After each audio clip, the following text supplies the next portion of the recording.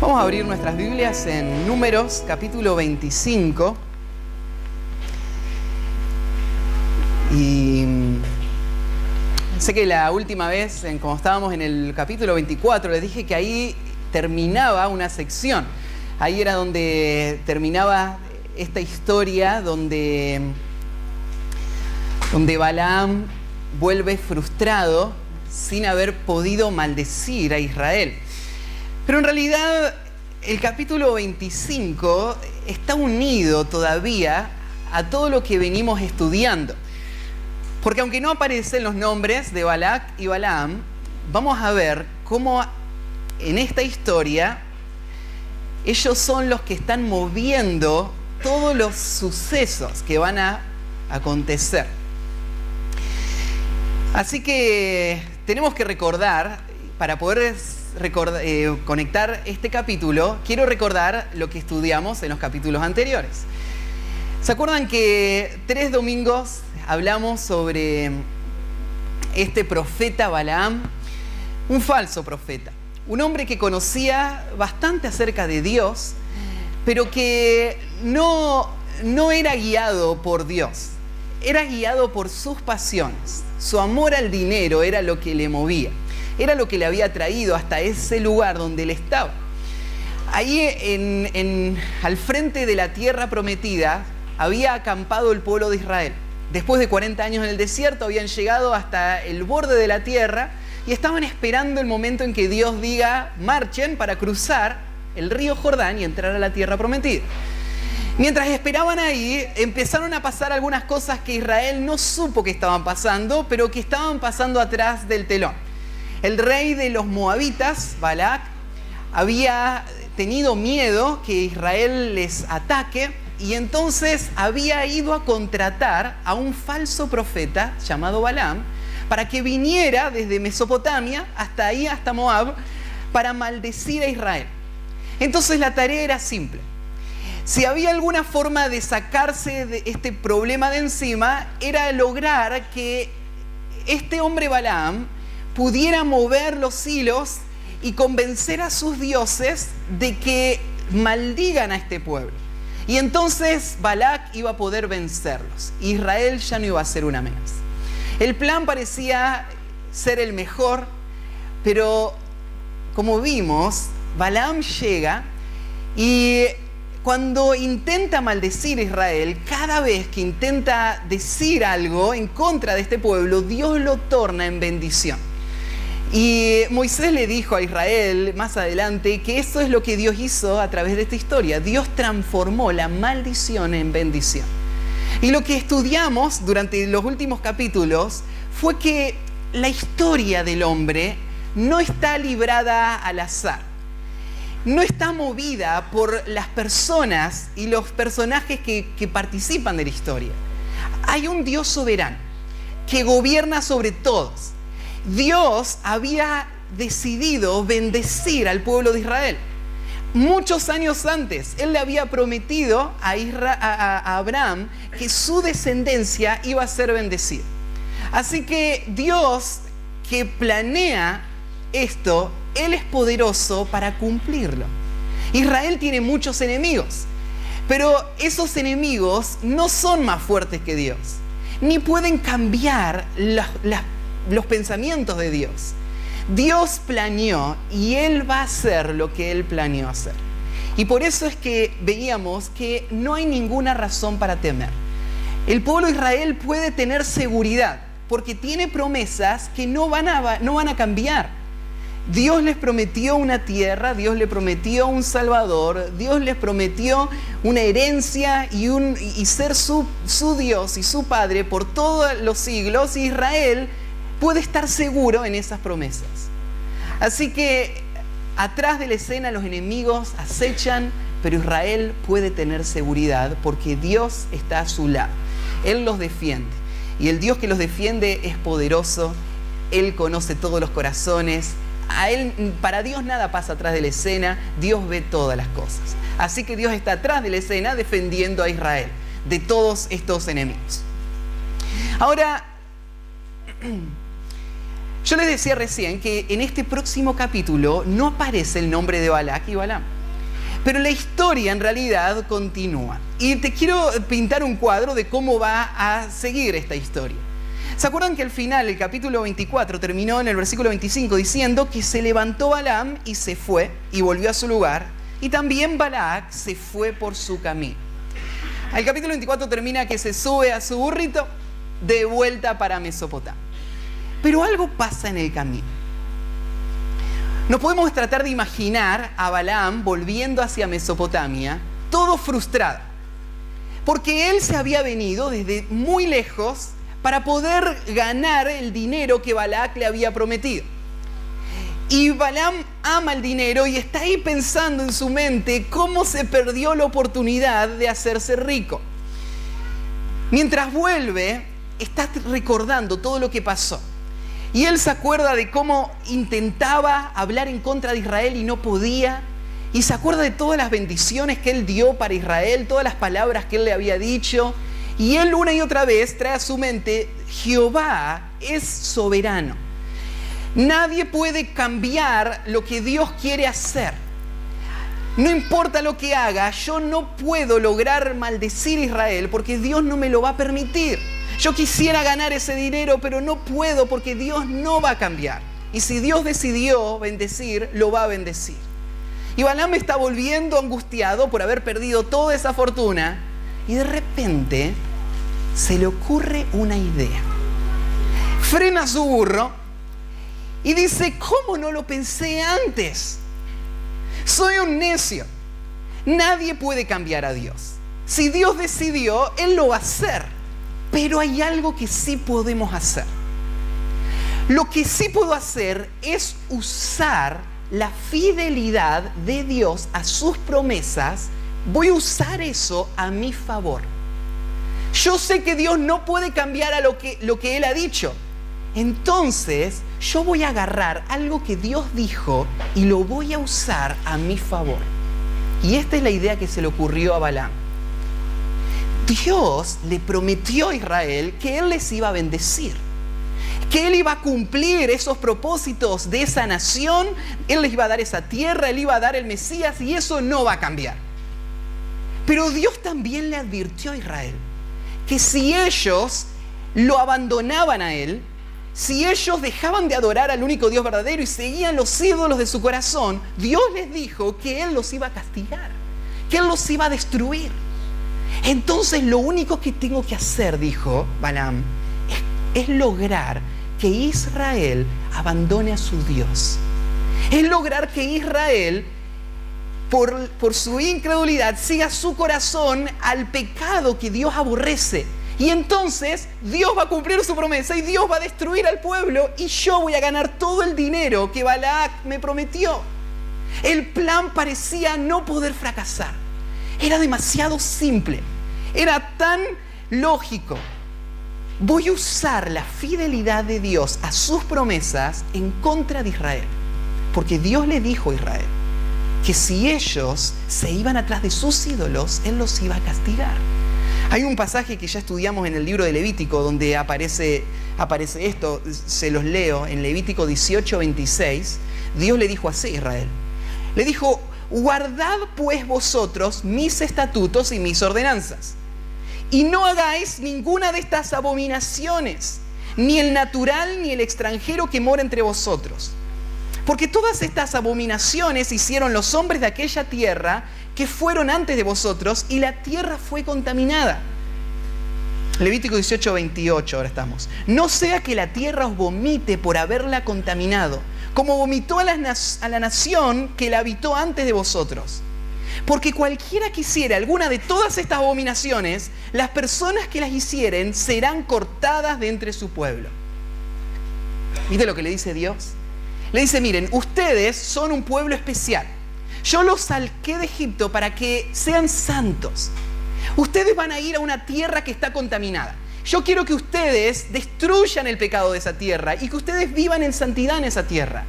Pero si ustedes, en vez de destruir el pecado, empiezan a convivir con el pecado, si ustedes empiezan a aceptar el pecado, Si ustedes empiezan a seguir los dioses de esa tierra, lo mismo que le pase a ellos, les va a pasar a ustedes. Así como yo los destruyo a ellos, yo también los voy a destruir a ustedes. Porque yo soy un Dios santo, que castigo el pecado. Balaam pensó en esto. Yo quiero destruir a Israel, pero no puedo porque Dios les prometió bendecirlos. La única opción que tengo es esta. Voy a hacer que Israel peque contra Dios, que conviva con las naciones que Dios aborrece, que entre en los pecados que ellos hacen, que adoren a los ídolos que ellos hacen, y Dios los va a destruir. ¿Saben que esta estrategia no es única de esta historia? Esto es lo que el enemigo de nuestra alma, Satanás, piensa cada día. Vos sabés que Satanás no puede quitar lo que Dios planeó darte. Si vos sos un hijo de Dios, tu seguridad en Dios es absoluta. Si vos has nacido de nuevo, todas las promesas que Dios te hizo son ciertas y no pueden cambiar. Ni siquiera Satanás mismo puede arrebatarte de la mano del Padre. No hay ningún poder en el universo que lo pueda hacer. Estás seguro, nadie puede maldecirte porque Dios planeó bendecirte. Pero Satanás piensa en esto. Yo no puedo maldecir, pero yo sí puedo hacer que el corazón de este quien Dios planeó bendecir se vaya atrás de los ídolos. Sí puedo hacer que su corazón se vaya atrás del pecado que Dios aborrece, y puedo hacer que Dios mismo le destruya.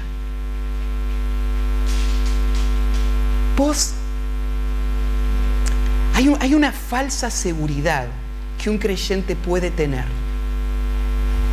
El creyente debe saber de que las promesas que Dios les hizo son ciertas, nadie se las puede arrebatar, pero no tiene que ser ingenuo y pensar de que no tiene enemigos.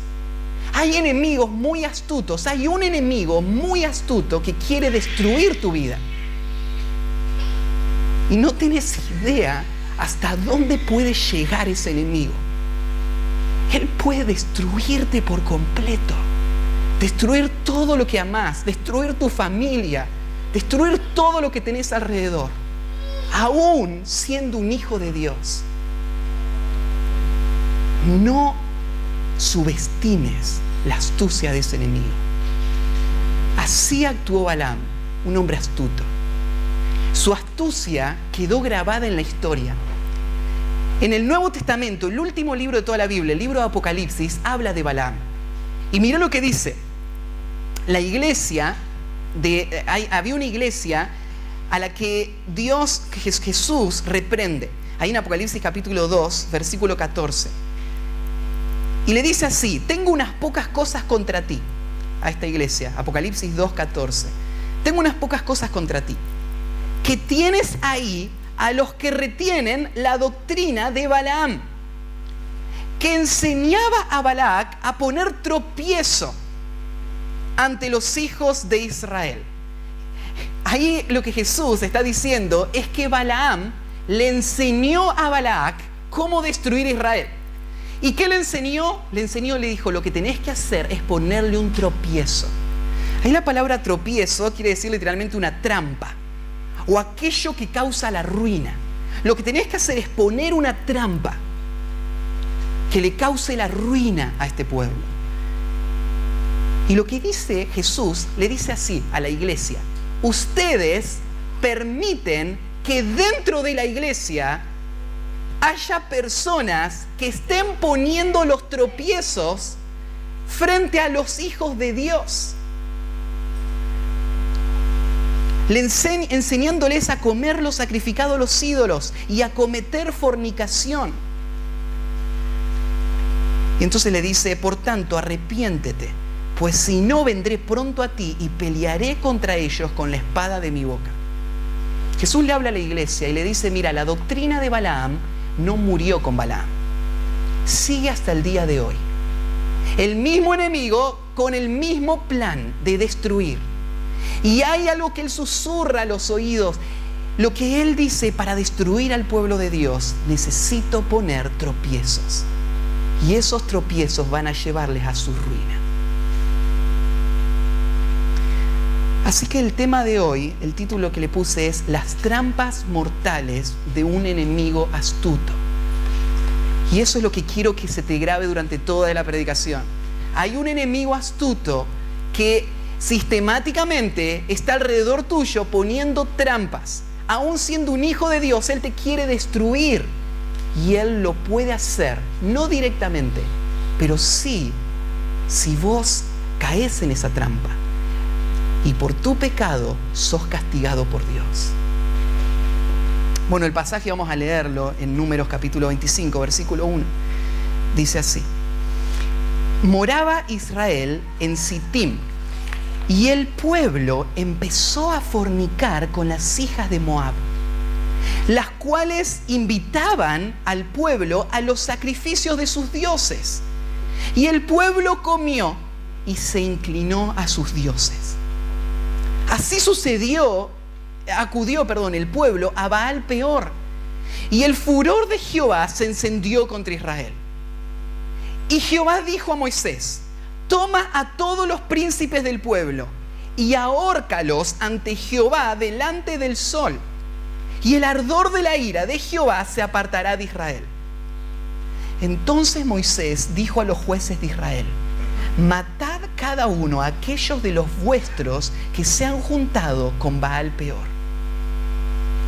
Y he aquí, un varón de los hijos de Israel vino y trajo una madianita a sus hermanos a los ojos de Moisés y de toda la congregación de los hijos de Israel, mientras lloraban ellos a la puerta del tabernáculo de reunión. Y lo vio Fines, hijo de Eleazar, hijo del sacerdote Aarón.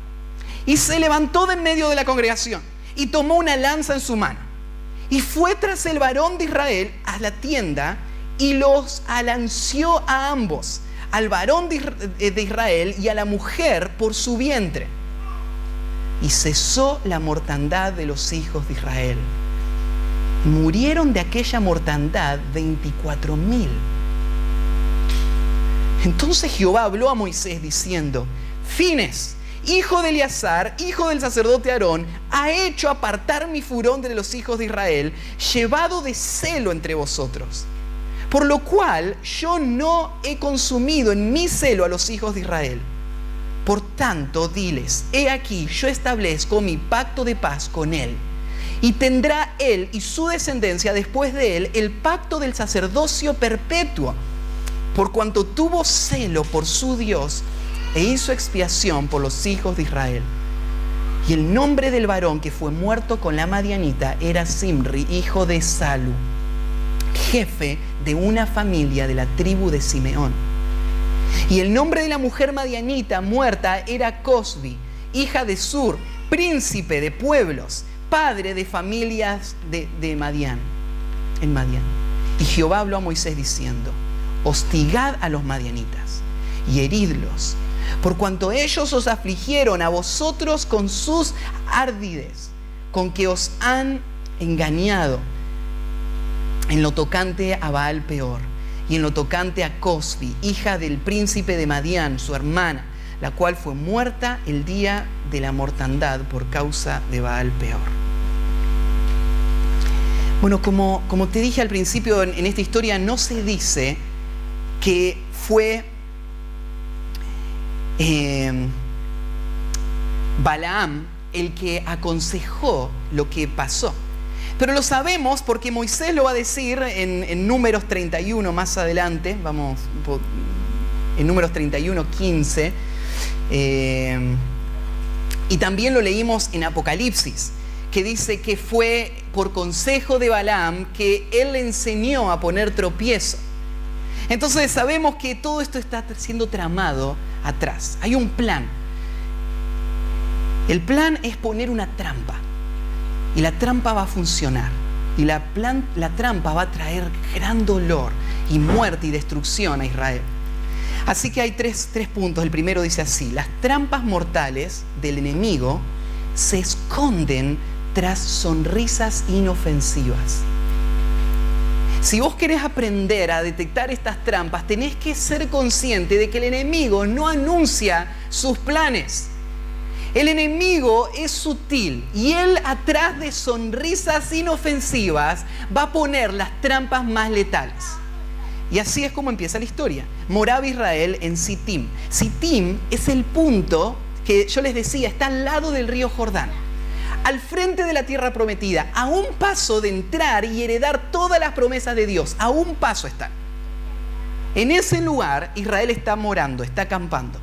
Y dice, y el pueblo, presta atención cómo lo usa, el pueblo lo menciona no como un individuo, sino algo que está participando toda la nación, como si estarían al unísono, todos juntos, entrando en esto.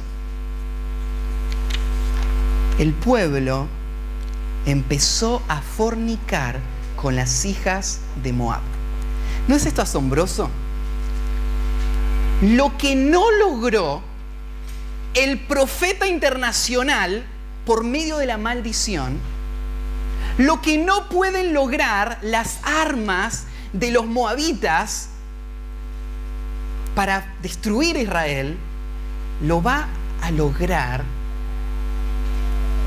la mirada, las palabras de mujeres que van a llevar a este pueblo al borde de su destrucción. Esto es lo que va a usar el enemigo como esta trampa.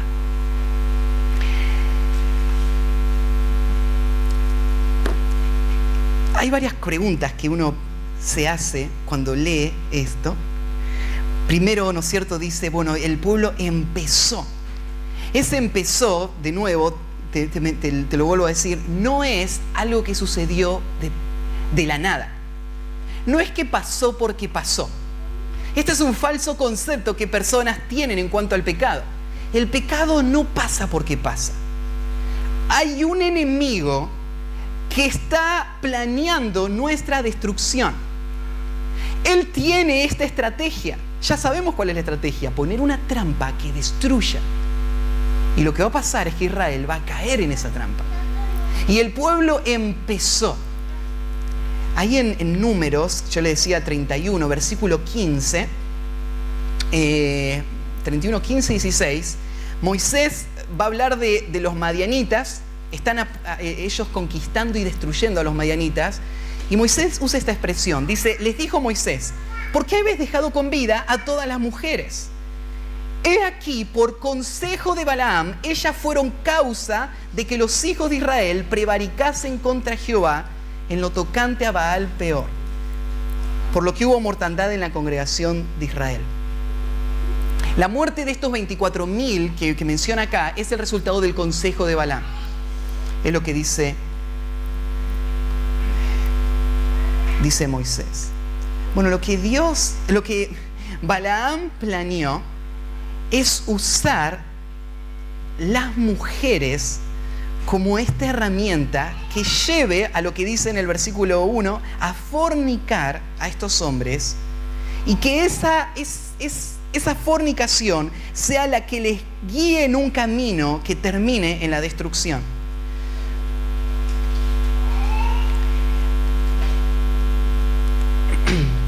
En aquel tiempo, Satanás ha usado la sensualidad para sus propósitos a través de toda la historia. Pero probablemente no haya habido en toda la historia otro momento en el que la sensualidad sea algo tan fuerte en una cultura o en una sociedad, en donde es promovida constantemente, en todos los medios, en la tele, en la radio, en la calle, en los carteles. El diablo ha usado esto para lograr el corazón de las personas. En ese tiempo había muchas falsas religiones. Los moabitas, los dioses principales que ellos tenían, era un dios llamado Quemos y una diosa llamada Baal. Baal era la diosa de la fertilidad. Como muchas otras culturas, los que adoraban a estos dioses tenían que hacer sacrificios para adorar a estos dioses y ganar favores. Parte de lo que ellos tenían que hacer para ganar el favor de los dioses era entrar en prácticas inmorales. Es muy sabido a través de toda la historia del mundo antiguo que los templos paganos estaban rodeados de prostitución, porque se veía ese hecho, ese acto, como una forma de adoración a los dioses. Las culturas de ese tiempo pensaban que ganaban favor de los dioses haciendo esos actos horribles. Así que el diablo ha sido siempre muy astuto, ¿no? Pensá cómo él usa aún hoy en día la falsa religión. Y pensá en ese tiempo, no es raro imaginar de que tengan muchos seguidores esos dioses falsos. Porque esos dioses falsos le ofrecían a la gente lo que las pasiones de su corazón deseaban. Y entonces los invitaban a adorarlos a ellos por medio de sus pecados más horribles. Y hoy sigue siendo igual. Hoy el mundo está lleno de falsas religiones que invitan al mundo a venir a adorar a un Dios trayendo sus pecados más horribles. Y nadie los confronta. No hay ningún mensaje en contra de esos pecados. Todo es permitido. Bueno, no nos extraña que esas iglesias estén llenas, porque eso es lo que el corazón desea. Así fueron siempre las falsas religiones. Y el diablo siempre usó el libertinaje y la sensualidad para lograr sus adeptos. Y así eran los moabitas. Así que esta es la cultura que rodeaba a Israel. Y dice el versículo 2, ¿cómo siguió?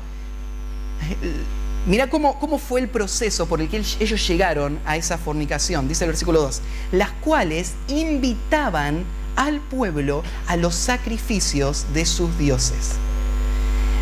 Lo que pasó es que el pueblo de Israel empezó a interactuar con los moabitas.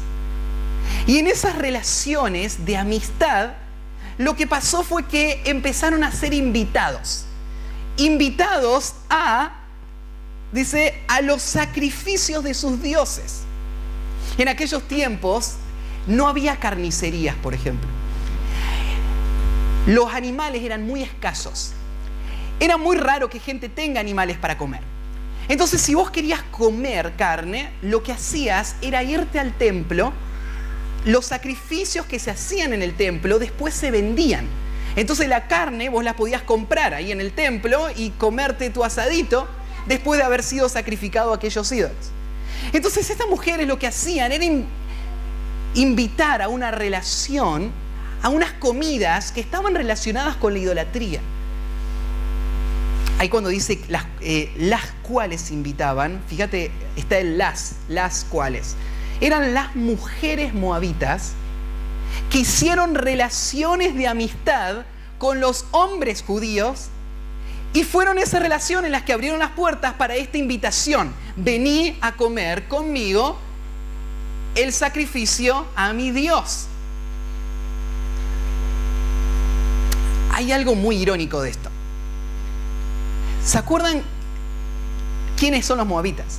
Los moabitas son los que quieren destruir Israel. Tienen miedo de Israel y los quieren destruir. Pero ahora se están mostrando amigables. Ahora, ¿se acuerdan cuando Israel llegó a Moab? Los moabitas no los invitaron a nada. No los recibieron con los brazos abiertos, no le dieron pan y agua, no atendieron a sus necesidades. Es más, Balac fue a llamar a Balaam para que venga y maldijera para poder destruirlos. Como eso no funcionó, ahora están armando un plan para destruirles. Pero estos hombres judíos ingenuos miran a estas mujeres que vienen a invitarles a sus sacrificios y parece que a ninguno se le ocurre sospechar nada malo. A ninguno se le ocurre sospechar que tal vez estén buscando la forma de destruirnos. Llenos de ingenuidad, cegados a toda la acechanza de ese enemigo, ellos entran en esas relaciones. Quiero decirles que las caídas más grandes y la destrucción de una persona comienza con los pasos más pequeños, en las direcciones de crear una identidad que está unida al mundo. Esas relaciones, esas conversaciones, esas amistades eso que yo me permito ver, eso es lo que empieza a guiar mi corazón. Y eso es lo que pasa con ellos. Y nosotros, tan ingenuos, parece que no nos damos cuenta de esta batalla espiritual. No pensamos que hay un enemigo que te quiere destruir. No pensás que eso es una carnada que atrás tiene un anzuelo que te va a matar. No lo pensás así. Lo tomás con total liviandad. Como si fuese a ser natural. Como si fuese a ser, bueno, nosotros estamos acá, ellos son nuestros vecinos, nos invitan a comer. Podemos ir a comer, no hay ningún problema. Y eso es lo que están pasando con este pueblo. Y ellos fueron, y dice, y el pueblo comió. El pueblo comió. ¿Qué comió? Bueno, comió los sacrificios. Ahora, no seamos tan duros con Israel. Porque, ¿te acordás que esta gente es la que estuvo caminando en el desierto por 38 años? Estos eran niños cuando empezaron a caminar en el desierto. Así que lo único que conocen es la vida del desierto. ¿Qué comieron por 40 años en el desierto? Maná. Ya sabemos que varias veces Israel se quejó del maná, ¿no? El descontento fue algo característico de este pueblo, que no estaba satisfecho con los manjares que Dios les daba.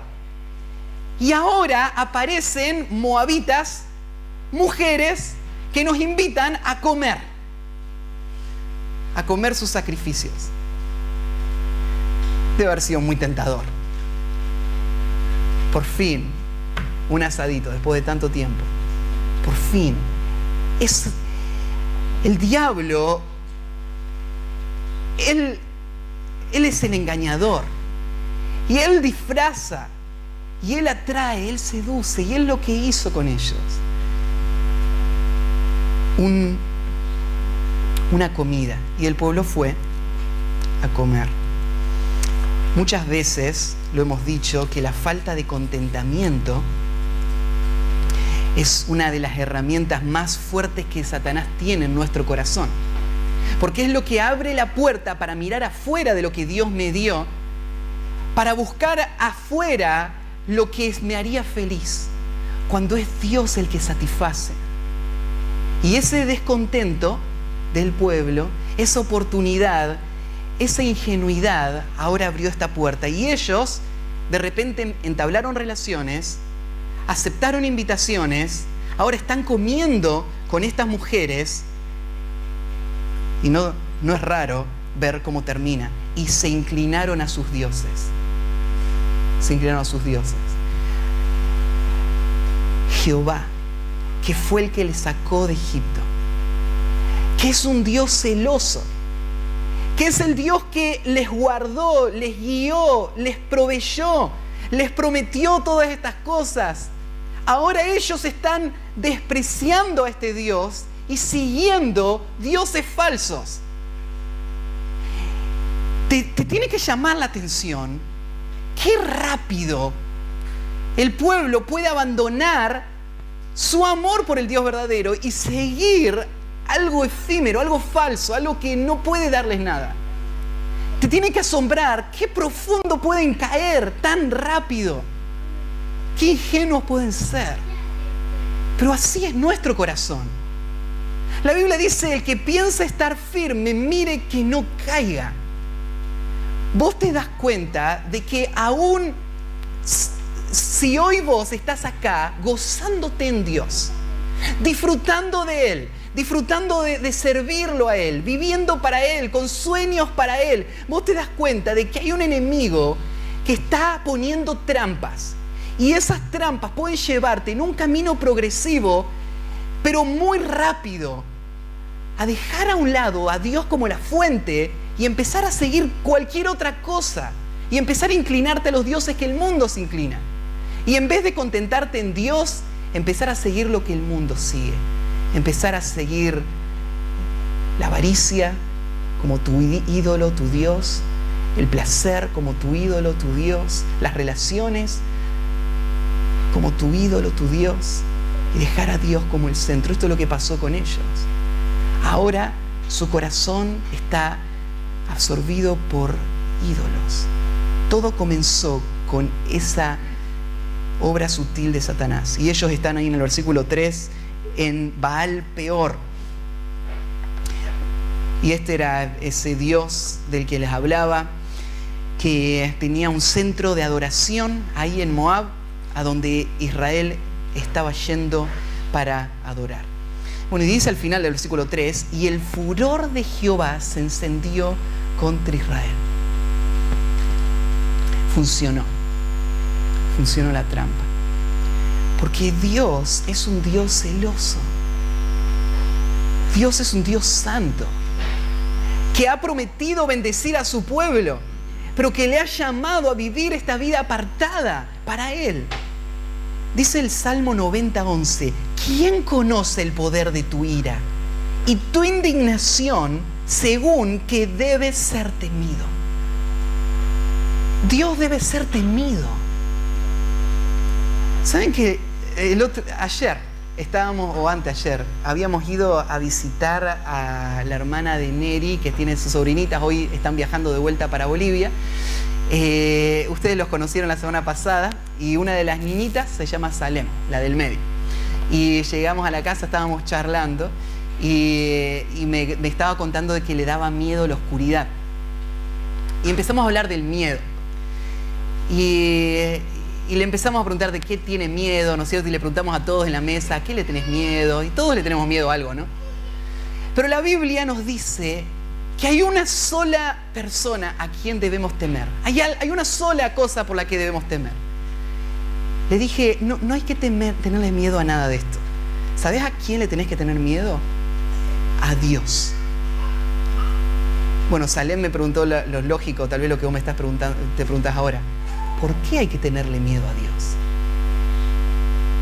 Entonces le dije, porque Dios es un Dios limpio y nosotros somos pecadores. Y cuando nosotros pecamos contra Dios, Él se enoja. La ira de Dios es un atributo del que no se suele hablar. Y eso es la falta de temor a Dios. Es lo que permite todo el libertinaje que vemos alrededor en personas que se dicen ser cristianas, están convencidas de que son hijos de Dios, pero no tienen ningún temor y dejan que su vida vaya a la deriva o siga todas las corrientes de su corazón. Falta de temor. ¿Vos sabías que Dios se enoja y que Dios castiga el pecado? Él castiga el pecado de sus hijos. Los castiga severamente. Los castiga porque los ama, pero horrenda cosa es caer en las manos del Dios vivo. Y esto es lo que Satanás ha logrado, que Dios se enoje con su pueblo. Y el versículo 4 es un versículo difícil de digerir, difícil de explicar, porque no nos gusta pensar en Dios de esta manera. Pero mirá lo que dice el versículo 4. Y Jehová dijo a Moisés, toma a todos los príncipes del pueblo y ahórcalos ante Jehová delante del sol.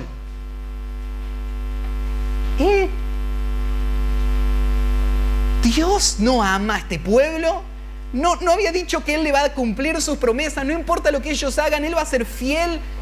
No es que nadie puede quitar lo que Dios prometió, nadie puede hacer fracasar a Dios, es verdad. Pero este pueblo ha violado la ley de Dios. Ellos se han permitido ir en contra de Dios, han permitido el pecado en su vida y ahora Dios está enojado con ellos. Y Dios los va a castigar. ¿Cómo lo va a castigar? Severamente los va a castigar. Con la muerte.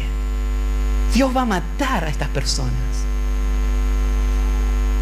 Algo interesante acá es, que a mí me llamó la atención, no sé si a vos, ¿a quién tienen que matar? ¿Cómo? No escuché. A los príncipes. ¿Por qué a los príncipes? Los príncipes, ¿se acuerdan que Israel en un momento estaba toda desorganizada y Moisés era el único líder? De ahí habló con Jetro y Jetro le dijo, no, tenés que organizarlos mejor, poné encargados de grupos de 1000, de 100, de 10 y ellos van a llevar la carga con vos. Buenísimo. Moisés escuchó el consejo, organizó toda la nación y ahora hay príncipes. Hay gente que está a cargo de grupos.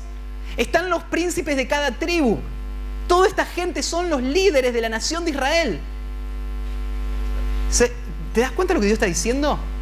Agarrá a todos los líderes y matalos a todos. ¿Solo los líderes pecaron? ¿No? Todos. Todo el pueblo dice que se dirigió, ¿no? ¿Por qué maten a los líderes?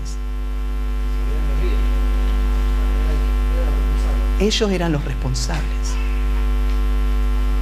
Ser un líder es algo muy valioso. Y no me refiero solamente en el contexto de la iglesia. Ser un hombre que lidera un hogar, un esposo, un papá, tener a cargo personas que Dios pone bajo tu cuidado, es algo que Dios toma muy en serio. Y ellos son responsables.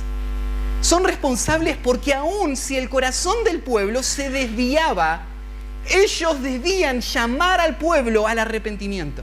Pero parece que nadie hacía nada. Todo el pueblo está yendo en esta dirección. Hasta me hace hacer otra pregunta. ¿Dónde estaba Moisés acá? Porque no se dice de Moisés que él haya intervenido.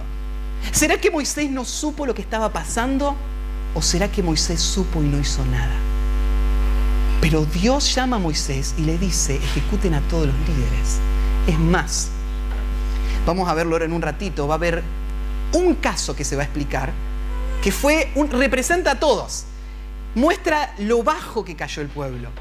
Y el caso va a ser de un hombre que tomó a una madianita. Y cuando veas, se va a decir algo de ese hombre.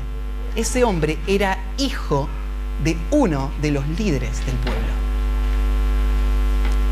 Este pecado estaba sucediendo en las familias de los líderes. Y en los líderes no hacían nada. Así que Dios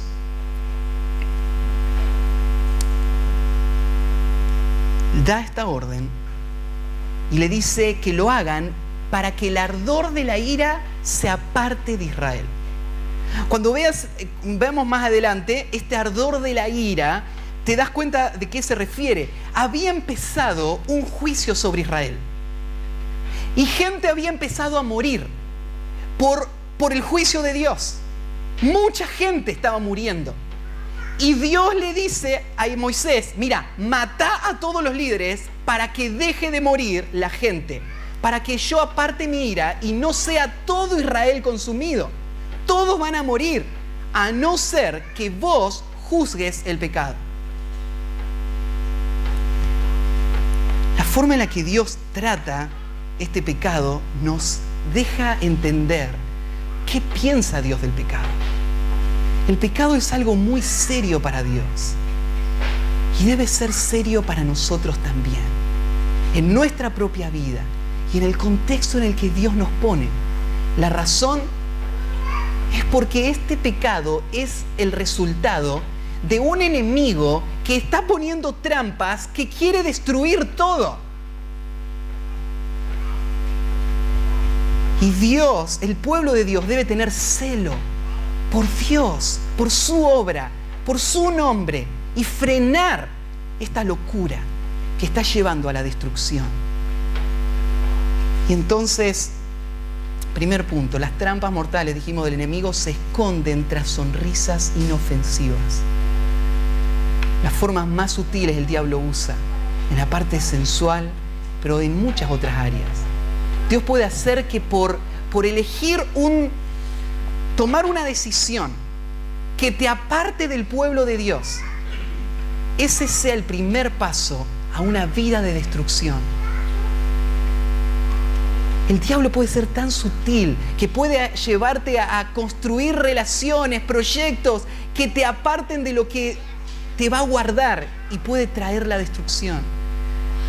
Es muy sutil. En segundo lugar, las trampas mortales del enemigo demandan acciones inmediatas y drásticas. Con el enemigo no se puede jugar. Con el pecado no se puede jugar. Porque es letal. Es enfrentarnos a la ira de Dios y no hay nada más terrible que eso. Por eso es que vemos en el versículo 6 la historia de un hombre que tuvo la valentía de hacer algo cuando vio algo. Moisés recibe el mandato. Ahora en el versículo 5, Moisés reproduce la orden. Dice el versículo 5, entonces Moisés dijo a los jueces de Israel, matad cada uno a aquellos de los vuestros que se han juntado con Baal Peor. Un paréntesis. Hay debate de qué pasó acá. Porque ¿cuál era la orden de Dios? Matar a todos los líderes. Todos.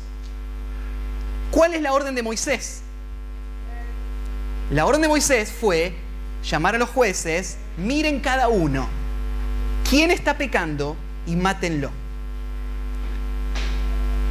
Aparentemente, Moisés no está obedeciendo a Dios. Moisés no está haciendo lo drástico que Dios le dijo que sea.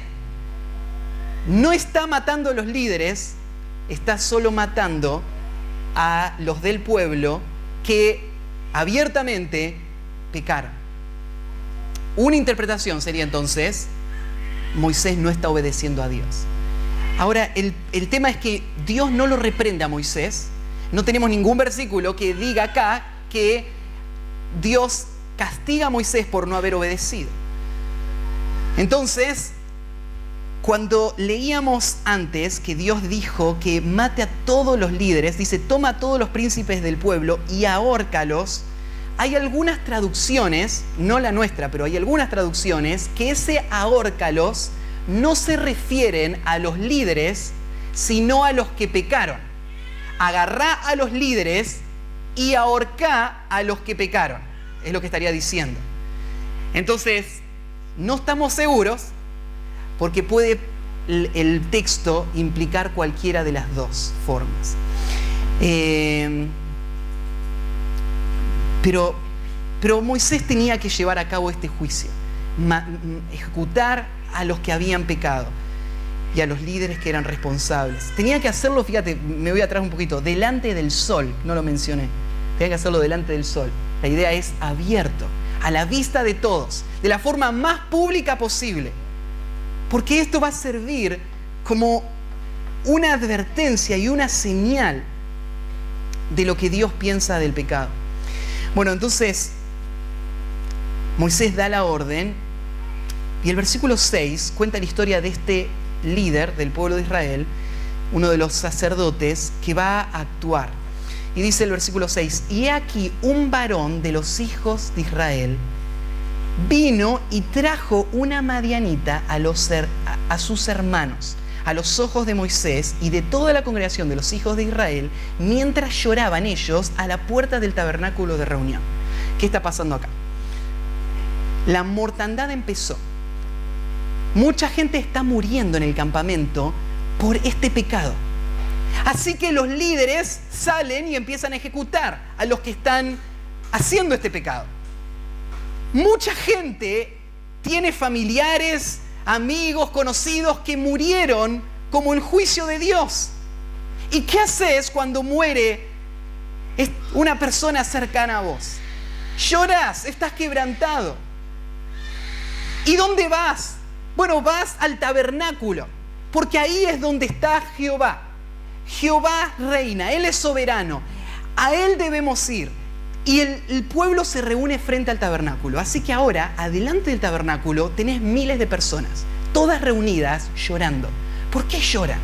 Lloran porque se dan cuenta del pecado que cometieron y lloran porque ven las consecuencias de ese pecado. Muchos han muerto a su alrededor y están llorando ahí. Moisés está ahí llorando. En medio de esta situación, un hombre, dice el versículo 6, que no es cualquier hombre, ya sabemos, más adelante lo va a decir, que él era hijo de uno de los líderes del pueblo. Uno de los líderes del pueblo tiene un hijo. Y este muchacho, con total descaro, en medio de toda esta situación, entra al campamento. Trae a su lado una mujer madianita. Caminan hacia su casa, hacia su carpa. Dice ahí, la trajo a sus hermanos. O sea, en la carpa lo están esperando. ¿quién lo está esperando? Su familia. Y él llega con la madianita y su familia lo recibe. Nadie da ninguna objeción. Él está trayendo a esta mujer que Dios no permitió, está a punto de fornicar con esta mujer y lo dejan pasar. Acá les presento a mi novia. Acá estamos. Y la familia lo recibe. Esta familia es una, dijimos, de las familias que son de los líderes de Israel. Y este hombre entra y duerme con esta mujer. En medio de esa situación de total descaro, de un pecado abierto que no tengo ningún temor a Dios, frente a los ojos de Moisés, dice, y de toda la congregación lo hizo. No tiene temor. No le importa que todos lo vean pecar. No me importa que todos sepan que yo estoy pecando. Yo peco porque quiero. Esta es la actitud a la que lleva el endurecimiento. Una persona que ama a Dios puede llegar hasta este punto tan bajo. Ahí en Jeremías capítulo 8 hay un versículo, el versículo 12, que describe bastante bien esta actitud.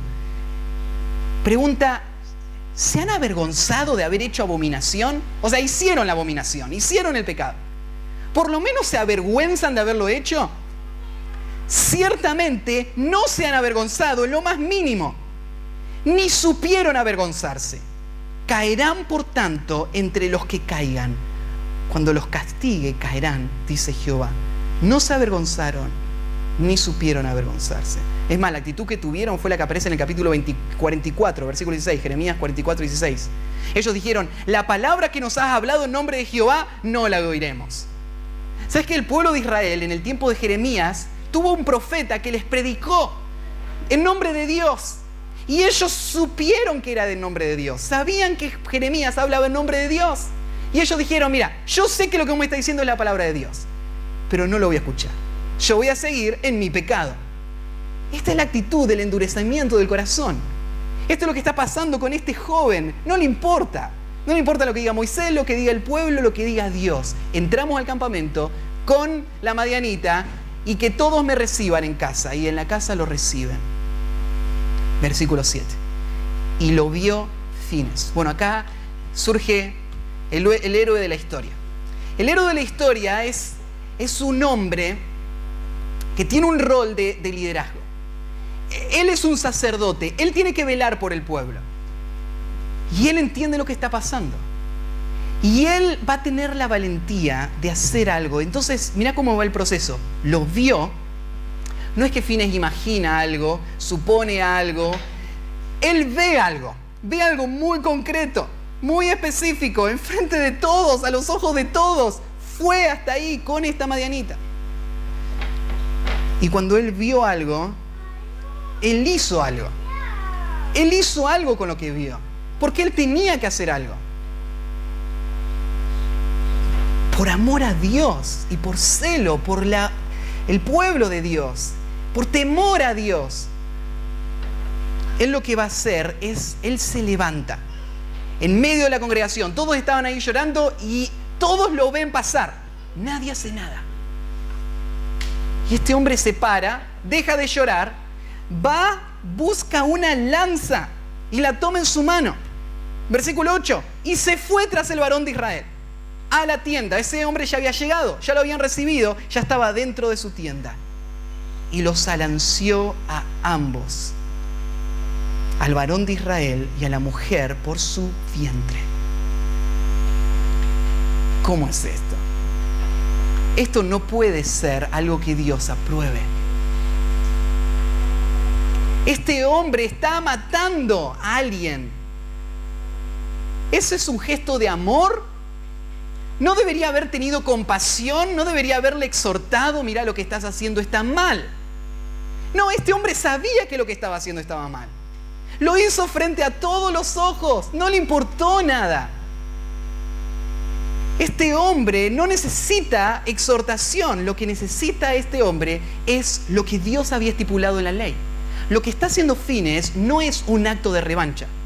No es un momento de ira. Sino lo que está haciendo él es cumpliendo la ley.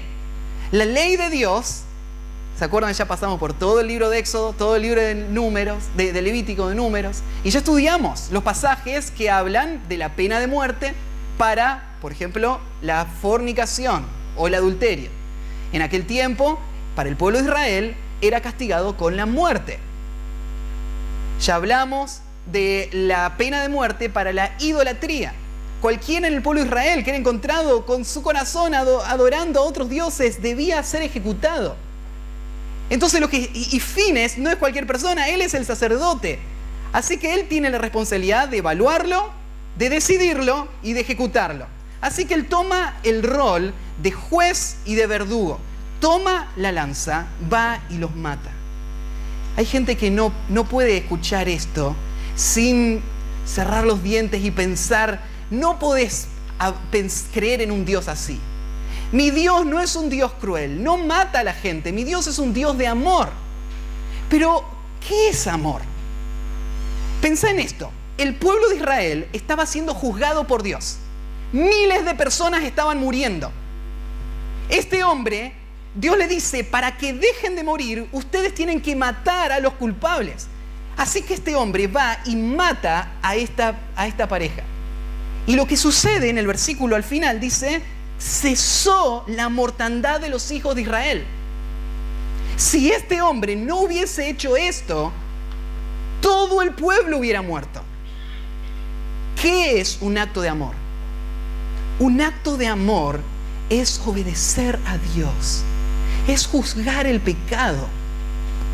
Eso es amor, porque lo que va a hacer eso es proteger al pueblo de Dios de lo que le va a destruir, de la ira de Dios.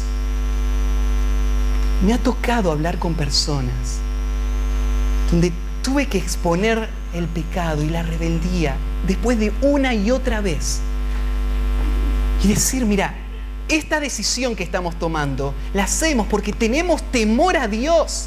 Si nosotros no hacemos esto, nosotros vamos a ser destruidos por Dios. Yo soy el líder, tengo una responsabilidad y yo voy a ser colgado por Dios. Yo soy el responsable de velar por la santidad del pueblo de Dios. Y no solamente yo, todo el pueblo de Dios va a sufrir y va a perecer a menos que el pecado sea tratado. Y esto es lo que está pensando Fines. Él está movido por el celo. Así que no lo veas como el villano. Él es el héroe de esta historia. Y Dios se encarga de exaltar y mostrar que Él aprueba esto al frenar todo eso. Y dice, y murieron de aquella mortandad 24.000. ¿Vos entendés hasta dónde llega la destrucción que puede causar el pecado en tu vida, en tu familia, en tu comunidad? ¿Vos sabés cuánto afecta a todas las personas a tu alrededor el pecado que no es tratado y no es abandonado? Creo que ninguno de nosotros puede imaginar o entender completamente este principio. Cada tanto Dios nos permite ver algún ejemplo de lo devastador que es permitir el pecado en el corazón.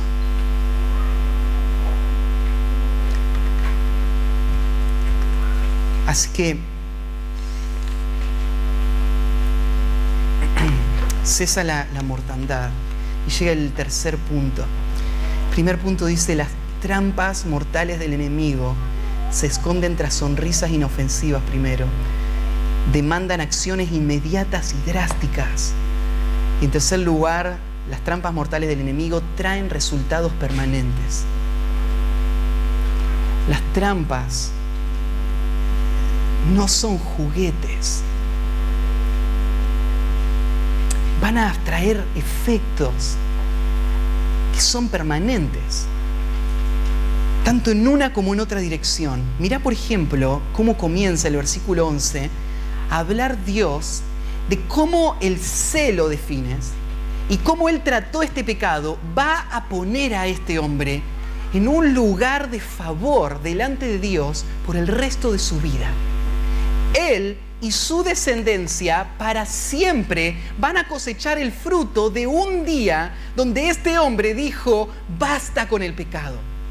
Hasta acá llegó y no va a avanzar más. Una decisión iba a marcar su vida para siempre, la de su familia. Mirá cómo dice el versículo 11.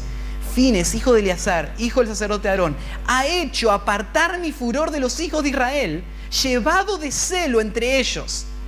Dios está afirmando a este hombre y él está diciendo, yo no los destruí por lo que él hizo. ¿Vos te imaginás estar en sus zapatos y pensar, todo este pueblo hubiese perecido, pero porque yo tomé esa decisión en ese momento y por el celo a Dios frené el pecado, ahora no pereció todo ese pueblo? No hay recompensa más grande que esa, que Dios te conceda a tu familia. Que vos digas, por mi decisión de vivir esa vida santa, mi familia no pereció, mi iglesia no pereció, las personas a mi alrededor no perecieron. Que Dios diga, por la valentía de este hombre, fue librado de la boca del lobo esas personas que estaban yendo a su propia destrucción. Dios es un Dios de ira, pero hay otra verdad. Dios es un Dios que se arrepiente. Él se arrepiente de su ira. ¿Se acuerdan cuando Dios se había enojado contra los ninivitas? Y Él había dicho que Él los iba a destruir. Mandó a un profeta a anunciarles y a decirles, en 40 días Nínive va a ser destruida. Era lo que merecían por su pecado, por su rebeldía, y Dios ya se lo anunció, van a ser destruidos. Pero el libro de Jonás te deja asombrado, porque aunque Dios ya había dicho que iban a ser destruidos, de repente algo pasa. El pueblo se arrepiente de verdad. Dejan su pecado, muestran dolor por su pecado, le dan la espalda a su pecado. ¿Y qué hace Dios? Dios se arrepiente. Dios no los destruye, porque Dios es un Dios que se arrepiente de destruir al que se arrepiente. Entonces, nunca es demasiado tarde para volver al Señor. Nunca estás demasiado profundo para mirar al cielo y clamar a Dios por salvación. Nunca. Porque toda la ira de Dios se puede tornar en favor en un instante cuando tu corazón se arrepienta y clame a Dios. Y esto es lo que Dios hizo. Dios se arrepintió. Dios los iba a destruir. ¿Y por qué se arrepintió? Por el celo de un hombre. Por un hombre que se paró en la brecha. Se paró en medio del destructor. ¿Se acuerdan cuando Aarón salió corriendo y todos estaban muriendo y él corrió y frenó con un sacrificio la ira de Dios? Esto es lo que este hombre hace acá. Mata a estos y Dios frena su ira. Y dice algo más, aclara, llevado de celo. Lo que le movió fue el celo. Celo significa un amor y un compromiso tan intenso por la persona de Dios que no va a tener en cuenta nada más ni a nadie más, solamente a Dios, su ley, y Él lo va a hacer por amor y temor a Dios. Por lo cual, yo no he consumido en mi celo a los hijos de Israel. El celo de este hombre por mí hizo que mi celo no destruya a los hijos de Israel. Dios es un Dios celoso. ¿Qué significa? Bueno, celoso no significa egoísta. En las personas, en los seres humanos, cuando existen los celos, ahí está el pecado. El celo nunca es movido por una virtud, siempre es movido por un pecado. Nunca es tratado bíblicamente como algo noble, sino como algo destructivo. En las personas, cuando hay celo, suele ser porque yo me amo tanto a mí mismo que perder el amor de alguien es algo que no puedo imaginar. Y por eso voy a luchar para tener lo que por derecho creo merecer. Eso es lo que mueve el celo. Este no es el celo del que está hablando acá. Dios no cela de esa manera. Dios cela porque Él no es hombre, Él es soberano, Él es el único Dios verdadero. Él es el Dios creador. Él hizo todas las cosas para Él. Todas las cosas están apuntadas y diseñadas para Él. Él es el gozo mayor de toda su creación. Y Él va a cumplir ese plan. Él no va a dejar que nada quite y robe eso. Por eso es que cuando su creación se desvía, su celo se inflama. El celo de Dios lo que busca hacer es volver a la creación hacia su razón por la que existe. A amarlo a Él, a vivir para su gloria. Esto es lo que Dios quiere hacer por medio de su celo. Y su celo es algo que debería producir temor también en nosotros. Ahí en 1 Corintios, si quieren anoten la cita, 1 Corintios 10, 22, Pablo hace una pregunta, dos preguntas retóricas. Dice así: ¿provocaremos a celos al Señor? ¿Somos más fuertes que Él? O sea, vos osás pararte frente a Dios y hacer algo que Él aborrece, provocar el celo de Dios. ¿Vos sabés lo que significa? Provocar el celo de Dios significa volverte enemigo de Dios, ponerte a Él en tu contra. Y Pablo te hace la segunda pregunta: ¿vos sos más fuerte que Él? ¿Vas a poder resistirlo a Él? Cuando yo decido vivir mi vida en pecado y hacer mi vida, y no hacer a Dios el eje de mi vida, sino permitir la idolatría del corazón, lo que estoy haciendo es desafiar a Dios y pararme frente a Él como si yo fuese a ser más fuerte que Él. Dios es un Dios celoso y su ira va a volver, va a venir, pero Él se arrepiente también. Versículo 12, Dios hace una promesa para este hombre Finees. He aquí, yo establezco mi pacto de paz con él. Y tendrá él y su descendencia después de él el pacto del sacerdocio perpetuo, por cuanto tuvo celo por Dios e hizo expiación por los hijos de Israel. Dios le hace una promesa a Finees: por todas las generaciones yo voy a cumplir esta promesa. Vos vas a tener un pacto de paz y tus generaciones van a tener el sacerdocio. De todos los hijos de Aarón, de Finees, va a venir el sacerdocio que va a dirigir por este acto de celo que tuvo por Dios. Y por todas las generaciones va a ser recordado él como un hombre que recibió el pacto de paz. ¿Qué es esto del pacto de paz? ¿Qué significa que Dios le dio el pacto de paz a Finees? Bueno, creo que hay otro pasaje que lo explica un poquito mejor, que es el Salmo 106. El Salmo 106 hace un recorrido de la historia del pueblo de Israel y menciona algunos eventos. Dentro de eso menciona este evento. Y en el versículo 31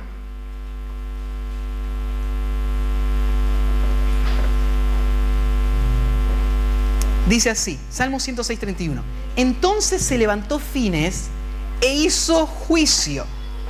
Juicio significa él ejecutó a estas personas. Y se detuvo la plaga. Y termina así: y le fue contado por justicia de generación en generación para siempre.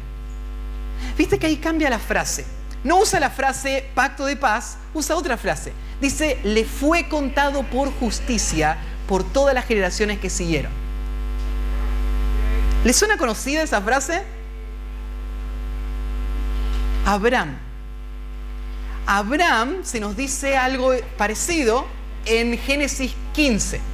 Se dice que él le creyó a Dios y le fue contado por justicia. Lo que significa que le fue contado por justicia es que la fe le hizo heredar todas las promesas de Dios. Dios lo justificó, Dios lo hizo su hijo, Dios lo salvó por gracia a Abraham el día que le creyó. Acá dice que a Finees se le contó por justicia haberse levantado y matado a esos hombres. ¿Por qué no se dice que Finees creyó y le fue contado por justicia, sino que se le dice juzgó el pecado y le fue contado por justicia? Son dos caras de la misma moneda. Hoy hablábamos en la escuela dominical, la fe verdadera se muestra por las obras que acompañan esa fe. Acá lo que se está diciendo, la obra que hizo Finees muestra la fe verdadera de este hombre. ¿Y cuál fue la obra? El celo por la santidad de Dios. Y Dios quiso anunciar a los cuatro vientos que Él es un hijo suyo, que Él es un hombre que Él salvó por la gracia. Por eso es que Él siente ese celo. Le fue contado por justicia. No es que fue salvado, no fue salvo Finees por haber hecho eso, sino que como fue salvo, Él hizo eso. Esa es la marca de la vida espiritual auténtica, el poder para vencer el pecado y el celo por la santidad. Así que Él va a tener una promesa perpetua. Bueno, el versículo 14 menciona, en la última sección, algunos detalles más de la historia que se entrelazan con todo, porque dice el nombre del varón que fue muerto con la madianita era Zimri. ¿Por qué se nos da el nombre de este hombre? ¿Por qué no fue un varón? Bueno, Dios va a usar a este hombre como un ejemplo de a dónde lleva el pecado. Y el nombre ahora va a estar asociado con a dónde llega el pecado. Y nos agrega algo más. Hijo de Sula, jefe de una de las familias de Simeón. Simeón es una de las familias más grandes de Israel. Este hombre es hijo del jefe de esa familia. Pero quiero que sepas algo. El haber sido hijo del jefe de esa familia no le libró de la lanza de Finees, ¿o sí? Porque Dios no hace acepción de persona. No hay ningún lugar en donde uno pueda escapar del castigo de Dios más que en el arrepentimiento. No hay ningún título, ninguna posición, ninguna familia, ningún lugar. Por eso es que Finees obró de esa manera, aún con este hombre. Finees sabía muy bien quién era él.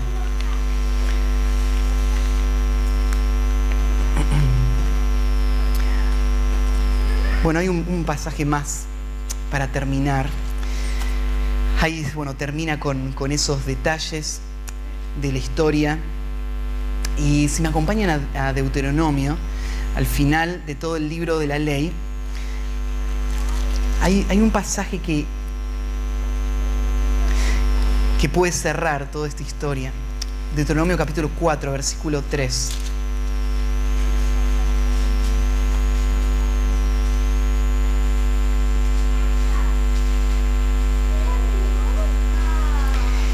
Dios permitió que se escribiera esta historia para que esta historia quede como un referente para el resto de la historia del pueblo de Israel. Para que Israel entienda este principio. Dios es su protector. Dios les guarda. Dios es su defensor. Dios les hizo promesas que nadie les puede quitar. Ningún enemigo. Pero cuidado con poner a Dios como tu enemigo. Porque si pones a Dios como tu enemigo, Él te va a destruir. Y esta es una lección de Deuteronomio 4. Y ahora versículo 4 vamos a leer. 3 y 4. Mirá cómo Moisés va a usar esta historia ahora al final para volver a recordar este principio. Vuestros ojos vieron lo que hizo Jehová con motivo de Baal Peor. Que a todo hombre que fue en pos de Baal Peor destruyó Jehová, tu Dios, de en medio de ti. O sea, ustedes lo vieron. Ustedes saben que es así. Versículo 4. Mas vosotros que seguisteis a Jehová vuestro Dios, todos estáis vivos hoy. Miren, dice, pasaron muchos años. Y esta es una norma inquebrantable. Dios castiga a su pueblo que se rebela contra Él. Y Dios guarda a los que le siguen. Más adelante en la historia, Josué, al final de su libro, en Josué capítulo 22, 17 y 18, va a usar esta misma historia. Se los leo, no vayan ahí, pero en Josué 22, 17 y 18, Josué le dice así a los hombres de su generación. Le dice, ¿no ha sido bastante la maldad de Peor, de la que no estamos aún limpios hasta el día de hoy? Por la cual vino la mortandad en la congregación de Israel, para que vosotros os apartéis hoy de seguir a Jehová. Vosotros os rebeláis hoy contra Jehová y mañana se irará Él contra toda la congregación de Israel. Fíjate esa expresión. ¿No fue suficiente con que Dios los mate a ellos, que ahora también quieren que los mate a ustedes? ¿No es suficiente ver cómo Dios castigó el pecado de los que pecaron contra Él para aprender? Josué está implicando de que sí ya es suficiente. No necesitamos más pruebas de esto. No debemos tentar a Dios. No debemos dejar nuestro corazón vagar en el pecado. Debemos corregir el pecado, arrepentirnos de nuestro pecado, de nuestro propio pecado. Y debemos ser celosos por la santidad de nuestra iglesia, de nuestra familia. Ya fue suficiente. Es lo que está diciendo Josué. Oramos. Padre, te pido que tu Espíritu Santo, a través de este pasaje, haga crecer en nuestro corazón el temor reverente a Dios, a nuestro Dios, al Dios que nos ama, al Dios que nos guarda, pero al Dios que castiga el pecado. Ayúdanos a mostrar el mismo celo de fines. Danos la gracia de vivir siguiéndote a ti. En el nombre de Cristo Jesús. Amén.